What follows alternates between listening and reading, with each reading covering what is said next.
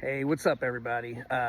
Figured that since I'm just about done with all the mods on my 2024 CVO ST, I kind of give a rundown of the different mods that I put on. I found it incredibly useful. This one dude did some mods when I had a deposit down on a 23.5 CVO. This one guy went through and he put all the mods on there, so I found it pretty useful to be able to go and research just the different things that he did to his bike and to set up my bike. But then of course the 24s came out and the STs came out, and I 86 the 23.5 and bought this bad boy. So now let's check it out. First mod that I did straight out of the box, like this bike, I bought it, it just came off the truck the day that they announced them, and I bought it right then and there. Turned the bike on and it sounded like crap. So first mod I did before I even rode a mile on it was the Chromeworks 2-into-1 Outlaw exhaust. And I noticed that Harley did put the SC tuner on it, because when I went and replaced I pulled the main fuse, I noticed that there was a little tuner plugged into it. So it does have the SC tuner on it. Second, oh my God, the floorboards. So I could not stand the little mini floorboards, and then not having my feet out, the wind would just kick my feet out. So the first thing I did was I ordered the 3D highway pegs. However, I realized that this that brace does not match the mini floorboards, but luckily I already had these ordered. So that's 3D highway pegs. These, and I have a lot of these parts, is Original Garage Moto out of Canada.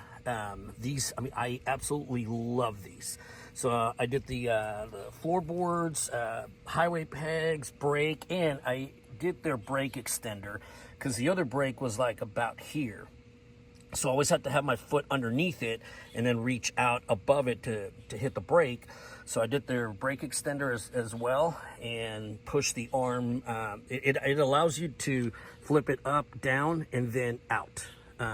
So it's a really cool product. You can see there. Let me see, I don't know if you can see that. But there, this allows the forward and backward motions, and this allows the up and down motion. This is my own little creation. That's just to spark up the streets whenever I hit curves, and I angle them, and the floorboard's gonna scrape. I have those, and shoot sparks out. That's just a show off thing. Next, I did clear coat the fenders, the front fender and the dashboard. And I didn't use anything special or crazy. I just bought some clear coat online, and a little sprayer thing that goes to the top. Took them out, sprayed them, and sanded it down a little bit, sprayed it again, and then just buffed it. About 10 bucks, maybe. I did the Original Garage Moto 8 up, 2 back. And this is, let me see what handlebars these are. Can y'all see that? What does it say? Heartluck. ODI.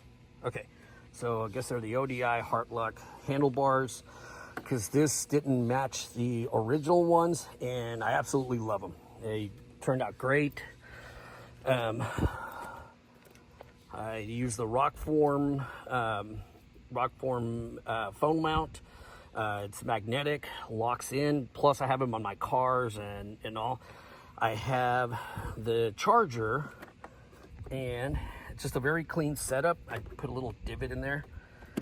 But I no longer need the wireless. I had an Amazon wireless CarPlay thing that I did for, I don't know, 30, 40 bucks. And you had to add all these components to trick the bike into doing the headset. However, I bought Tim's stereo unit. I'm not going to take the seat off because it's a pain in the ass. But underneath here, I've got all sorts of electronics, and it's super clean because of that Tim's stereo setup. I also found that his setup connects to the radio immediately, where the Amazon one, it would take a while for it to connect. Every once in a while, it would just disconnect. I've not had any problems with the Tim stereo setup. And I bought his CarPlay adapter, and then the Y splitter and the power source. So this, and then I ordered the Samsung 9-inch. I originally had the 12-inch Clockworks, but I'm 5'9". It was a little too tall. I could see over it, but you know, not really in front of me. So at night it was hard going down hills. It was hard for me to see over. And I was waiting on Clockworks to do their 9-inch, and lo and behold, 2 weeks after I ordered this, Brian came up with the 10-inch Clockworks flare. And now I've got 2 other bikes, and I'm a huge supporter of Clockworks. They are the best. However, that being said, this Samsung is incredible. At least as good. I would shut down because of heat, because I'm in Texas and it's hot as balls out here. Anyways, I was saying, I put the Samsung 9-inch, and man, I'll ride at 105 miles an hour, and dude, there is no buffeting behind this thing. I mean, it's equivalent to the 12-inch Clockworks. I haven't ridden the 10-inch Clockworks, but this thing, I was so surprised. It was incredible. I didn't expect it to come close to Clockworks, because Clockworks is the best, but man, this thing is incredible. Now, if y'all are wondering what these lights are for, these, I have some on the back. My club, we ride in big groups, so we do road guarding. It's basically, can't see them too well because the anti-glare thing off the iPhone takes them off, but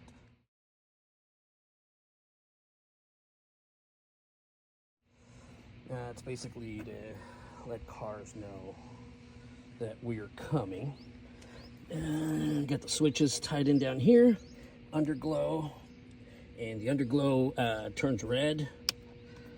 Had that installed by Jason Kimbler out of Mother's Window Tint. Let me see, let me keep walking. Heel shifter, same thing.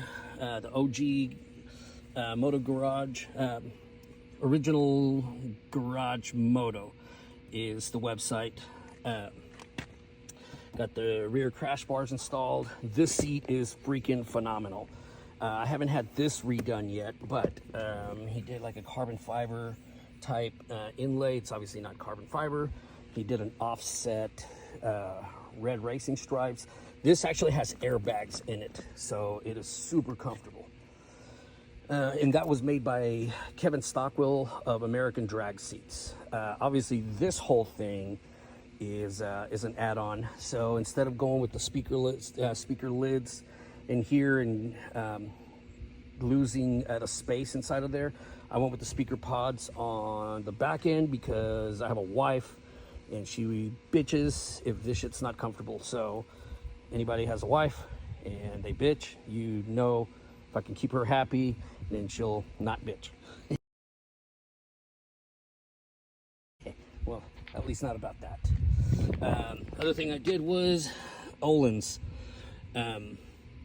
They at Harley, they had to modify the brackets a little bit to get them to fit and have the lids open and close. But I did that so that we could put this tour pack on. And I went with the lights. These are pretty cool because whenever they turn, they go sequential. Black and tour pack because I do ride long distances. We're going to Tail of the Dragon here in a month, and we're riding from Texas all the way out to North Carolina, so I need the space, I need the comfort. Inside the tour pack, I did an organizer, and then check this out, boom, did underglow lights in here and here, so at night when we're in here and I have the underglow lights on, everything in here is lit up. Here, boom, underglow lighting as well, so you can see everything inside your tour pack. Jumper box, got my tools inside of there.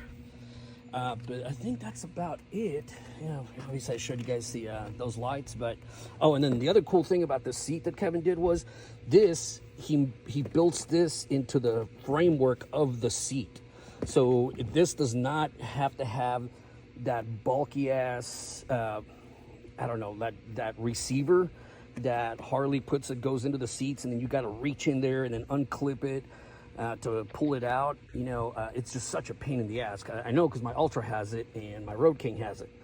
But with this one, with Kevin, he just put it on there. Obviously, just bends forward for easy access. But man, and this thing is solid. But I think that's about it from what I can see. Oh yeah, the Rockford Fosgate, got rid of those, and I did Volunteer Audio's Hertz system. They gave me different ones for the front than for the back.